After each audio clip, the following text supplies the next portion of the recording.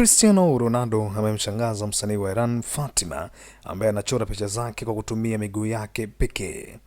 Msanii huyo alitembea makao makuu ya timu ya Al Nassr mjini Tehran na kukutana na nahodha wa timu hiyo Ronaldo katika tukio lililoibua hisia za furaha sambamba na hekima.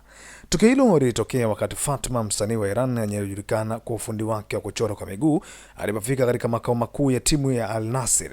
Ronaldo ambaye ni mchezaji wa nyota wa timu hiyo alimshangaza msanii huyo kwa hisia za furaha na hekima wakati wa mkutano huo. Picha na video zilizozunguka zikionyesha wakati wa kufurahisha na wa heshima pamoja na hekima kati ya nyota wa soka na msanii huyo.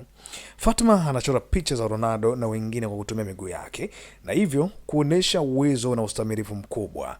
Mkutano huo ulikuwa unaonyesha upande wa kibinadamu wa Ronaldo ambaye mara nyingi huonesha hekima na heshima kwa watu wenye talanta na changamoto zaidi.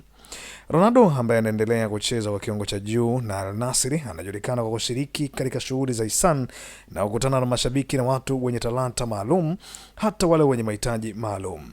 Mkutano huu na Fatima unaunganisha ulimwengu wa soka na sanaa na kuonesha jinsi talanta inaweza kushinda changamoto. Iran na Saudi Arabia zina uhusiano wa kidiplomasia na matukio kama haya yanaweza kusaidia kuimarisha uelewano kati ya watu.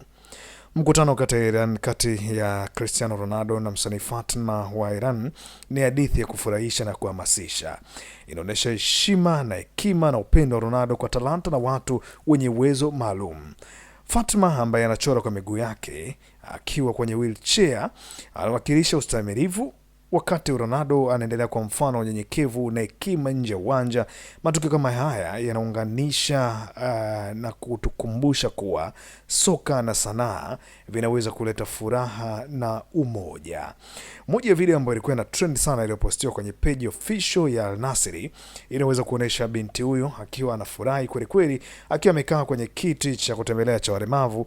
Anajaribu kuonesha namna ambavyo furaha yake imeweza fika kikomo baada ya kustana na nyota huyo wa mpira wa miguu Cristiano Ronaldo, ambaye ameendelea kuonesha hisia kali baada ya kukutana naye na kuonesha kwamba hiki ulichokifanya ni kikubwa sana kwa kuchora picha kwa mguu wako kuweza kunionekana